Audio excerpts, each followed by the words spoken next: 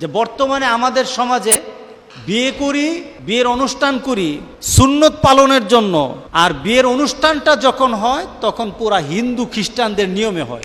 আমাদের সমাজে কিন্তু আজকে দিনদার সন্তান কম হয়। তার কারণটা কি? Rose TV 24. Enjoy by listening to the Holy Quran. বিয়ের অনুষ্ঠান করতে গিয়ে সর্বপ্রথম যে জিনিসটাকে, একটা ফরজকে আমরা জবাই করি, একটা ফরজকে আমরা ছেড়ে দেই, একটা ফরজকে আমরা লাঞ্ছিত করি, অপমানিত করি, সেটা হলো পর্দার নীতি। কে বলেন ঠিক না? বিয়ের অনুষ্ঠানে আমাদের খাওয়া দাওয়া, ছেলে মেয়ে সব একসাথে হয়, পর্দার বোধহয় কোনো ব্যাঘাত হয় না, নাকি? পর্দার ব্যাঘাত হয় না, হ্যাঁ? তো আল্লাহর রহমত আসবে কোত্থেকে? আপনি একটা সুন্নত পালন করতে গিয়ে ফরজটাই আপনি শেষ করে দিচ্ছেন, তো আল্লাহর রহমত পাবেন কোত্থেকে? বিয়ে তো আপনার পরিবারের নীতি না, বিয়েটা আল্লাহ এবং রাসূলের নীতি। আপনাকে সেখানে যেতে হবে, এটাকে মানতে হবে। আপনি পর্দার খেলাপ করতে পারবেন না। কিন্তু আজকাল যদি আমরা বলি যে, আমরা হুজুররা যদি বলি, অথবা কেউ যদি বলে এই মিয়া পর্দা এত কথা কইও না, এসব ছাড়া বিয়ে চলেই না, ঠিক না? এমনি ছাড়া বিয়ে চলবেই না, এত পণ্ডিতি করো না। কি বলেন? ধরেন আপনার পরিবারের আপনার কোনো সন্তান আপনাকে বলল বাবা, অথবা চাচাকে গিয়ে বলল চাচা একটা কাজ করেন, প্যান্ডেলটা যে করবেন প্যান্ডেলটা দুইটা অংশ করেন, এক সাইডে মহিলা বসবে, এক সাইডে ছেলে বসবে।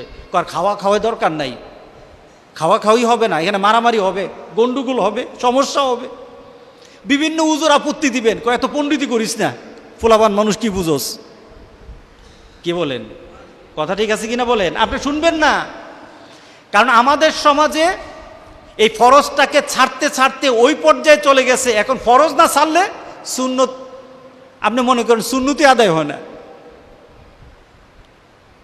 আজকে ওই পর্যায়ে চলে যাওয়ার কারণে আমাদের সমাজে কিন্তু আজকে দিনদার সন্তান কম হয়, দিনদার সন্তান জন্ম নিচ্ছে না। আমাদের সমাজে আপনি প্রত্যেকটি বাড়িতে গিয়ে দেখেন, প্রত্যেকটি বাড়ির সন্তানগুলি আহারে বাবা মার কলিজা, বাপ মার কলিজাকে তারা জর্জরিত করে ফেলেছে। তার কারণটা কি? কারণটা হলো আপনি প্রথম দিক থেকেই তো আল্লাহ রাসূলের নিয়ম না মেনেই আপনার সন্তানকে পৃথিবীতে আসার ব্যবস্থা করে দিয়েছেন। আজকে আমরা ফিরে যাই, চলুন আমরা ফিরে যাই, চলুন মুহাম্মদ সাল্লাল্লাহু আলাইহি সাল্লাম যে নীতি দিয়ে গেছেন ওই নীতির দিকে ফিরে যাই। আমরা রাসূল পাক সাল্লাল্লাহু আলাইহি সাল্লামের হাতে হাত মিলিয়ে চলি। হযরত আব্দুল কাদের জিলানী রাহমাতুল্লাহ আলাইহি উনি সুন্দর একটা কথা বলেছে। উনার নামে কত মিথ্যা কথা সমাজের আলোচকরা ওয়াজরা করে, উনার নামে মিথ্যা কথা বলে। উনি একজন আল্লাহর ওলি ছিলেন, আলেম ছিলেন, একজন মুত্তাকি ছিলেন, উনি আমাদের অনুকরণীয় ছিলেন। উনি একবার কথাতে আলোচনা করতে গিয়ে বললেন, তয়ের ইলা জানা হাইকা, চলো আমরা উড়ে চলি, আমরা উড়ে যাব। ইলা জানা হাইকা, দুটো ডানা দিয়ে। পাখি উড়ে কি দিয়ে? উড়ার জন্য কি লাগবে বলেন তো? দুইটা ডানা লাগবে না? প্লেনের কয়টা ডানা আছে? দুইটা ডানা। এক ডানা দিয়ে প্লেন উঠতে পারবে না। দেখুন কি যুক্তিক কথা, কি সুন্দর কথা। চলো আমরা উড়ে যাই। ইলা জানা হাইকা, তাই ইলা জানা হাইকা বিকিতাবি ওয়া সুন্নাহ। আমরা দুটো ডানা দিয়ে, আর সেই ডানার নাম হলো কোরআন এবং সুন্নাহ। আমাদের যখন আমি এইভাবে চলবো, ইয়াদুকা ফি ইয়াদিল মুস্তাফা, তখন আমার হাতটা থাকবে আমার রাসূলের হাতের সাথে থাকবে। সুবহানাল্লাহ। আমার হাতটা আমার রাসূলের হাতের সাথে মিলানো থাকবে। যেই হাতটা দুনিয়া থেকে রাসূলের সুন্নতের সাথে হাতটা মিলায় এনে, আল্লাহর কসম ওই হাতটা ধরে ধরে রাসূল পাক সাল্লাল্লাহু আলাইহি সাল্লাম তাকে জান্নাতে নিয়ে যাবেন। রাসূল তাকে হাতটা ছেড়ে দিবে না।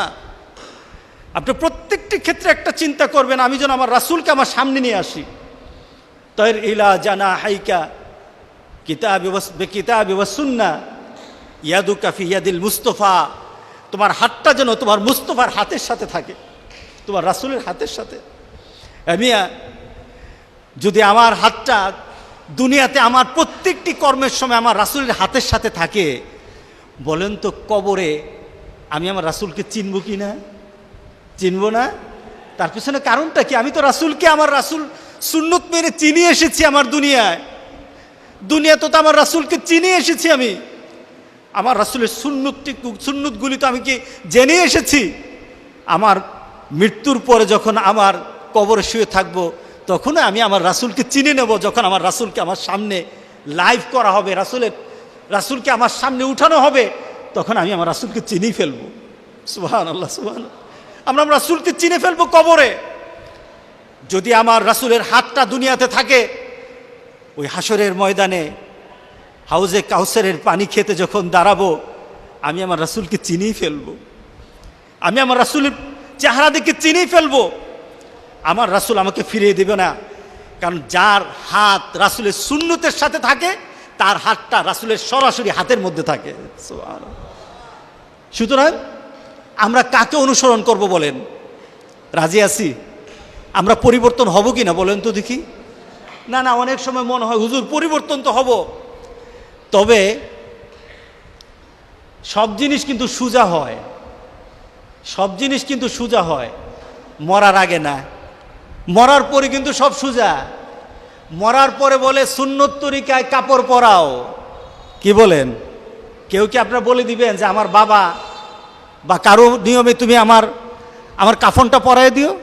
তখন আপনি কি চিন্তা করেন? সুন্নত তরিকায় কাফন পরাবা, সুন্নত তরিকায় জানাজা দিবা, সুন্নত তরিকায় দাফন করবা। এই সুন্নত তরিকা আপনার মরার পরে কোনো কাজে আসবে না, যদি সুন্নত তরিকা মৃত্যুর আগে আপনার হাতে হাত না মিলানো থাকে। যদি মৃত্যুর আগে হাত মিলানো না থাকে, কাজ হবে না। সুতরাং আমরা পরিবর্তন হলে আমাদের ক্ষতি হবে না লাভ হবে? বলেন, ক্ষতি হবে না লাভ হবে? লাভ হবে। কারণটা কি? রাসূলের সাথে থাকাই তো লাভের উপর লাভ, রাসূলের সাথে থাকাই তো মর্যাদা, রাসূলের সাথে থাকাই তো শান্তি, রাসূলের সাথে থাকাই তো হলো আমার আখিরাতের জন্য পুঁজি। সুতরাং আমরা আজকে থেকে চিন্তা করব, আমাদের পরিবারের এখন থেকে প্রত্যেকটি বিয়ে হবে সুন্নত তরিকায়। রাজি আছি সবাই? ইনশাআল্লাহ। এবার বলবো, বিয়ের জন্য কিছু রুকন, যেমন নামাজের রুকন আছে, যেটার উপর দাঁড়িয়ে আছে, যেটার উপর দাঁড়িয়ে থাকে। আরেকটা আছে হুকুম, নামাজের হুকুম, নামাজের রুকন। ঠিক তদ্রুপ বিয়েরও কিছু এই ধরনের রুকন আছে, যেটার উপর দাঁড়িয়ে থাকে। ফিকহবিদদের মতে, ইমাম আবু হানিফার মতে, বিবাহের রুকন হলো দুইটা: প্রস্তাব দেওয়া, কবুল করা। এই দুইটা বিয়ের আসল। ইমাম মালিক বলেন অভিভাবক, যেটা হলো ওলি, যেটাকে ওলি বলে, পাত্রপাত্রী নির্ধারণ, হ্যাঁ, তাদেরকে নির্দিষ্ট একটা বাক্য বলা, তাদেরকে একটা বাক্য বলানো। এর তিনটা ইমাম মালিকের কাছে। ইমাম শাফি বলেন পাঁচটা। একটা হলো বাক্য, অর্থাৎ আমরা যে শব্দগুলি ব্যবহার করি, কবুল, বা আমরা জাওয়াজতু অথবা বিয়ে করলাম, কবুল করে নিলাম, মেনে নিলাম, এই যে কথাগুলি। স্বামী স্ত্রী, সাক্ষী, সাক্ষী হলো দুইজন, ওলি বা অভিভাবক, স্বামী স্ত্রী দুইটা। এই পাঁচটা হলো ইমাম শাফির কাছে। এটা হলো বিয়ের জন্য, আপনার বিয়েটাকে প্রতিষ্ঠিত করার জন্য এ কয়েকটা জিনিস লাগবে। এরপরে আপনি বিয়ে করার জন্য প্রথম ধাপে আপনাকে কি করতে হবে? প্রথম ধাপে হলো বিয়ের জন্য প্রস্তাব, পারস্পরিক পরিবারের মধ্যে প্রস্তাব দেওয়া।